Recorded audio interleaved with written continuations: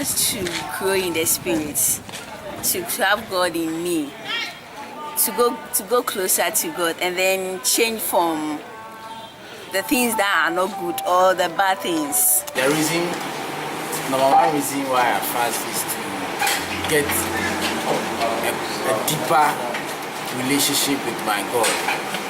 And then the other reason is to strengthen my spiritual growth as a Christian.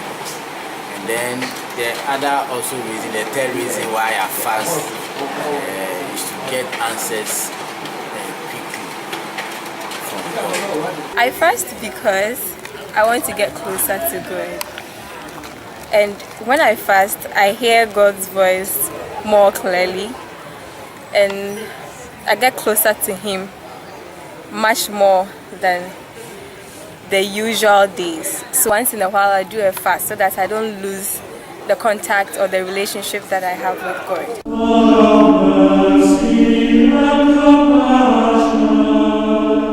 As we journey with the Lord in the season of Lent, we want to reflect a bit on fasting. What does the church say about fasting?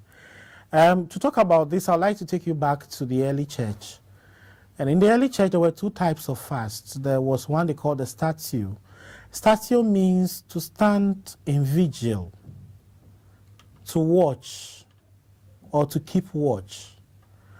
And the statio, or the fast called the statio, which was a total fast, was meant to be a preparation for celebrations.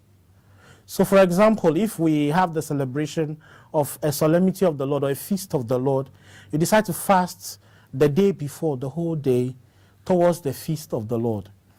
It's not as common today as it used to be, but the statio was also used during the period of Lent, where we fasted for 40 days and 40 nights towards the celebration of the Easter festivities. Now, the other type of fast is what they call the abstinence, where you abstain from a particular type of food because you want to discipline yourself. You want to learn self-control. It's not an official one. It's a personal thing that we do. And that's what we now call abstinence. So in the Catholic Church, we have fasting and abstinence. Now, what does it mean when we say fasting? The traditional understanding of fasting is that you fast from food and drink. So if you are fasting, for example, you decide that on this particular day, I am not eating food. That's the proper fast.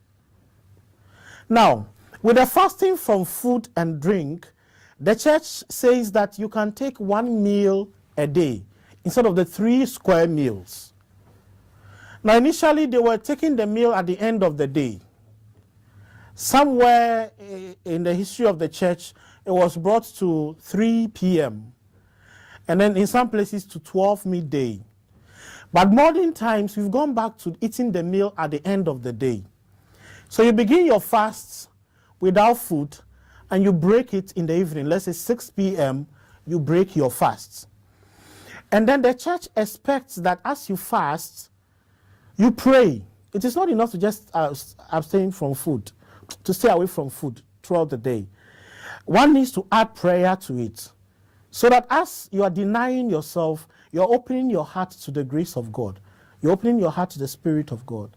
Another interesting thing from a personal experience is that at the end of the day, when the fast is over, there's a certain joy, inner peace, normally, which means that we have denied the flesh and we have given the Spirit the opportunity to take more control of our lives and draw us closer to God in this experience of the fast.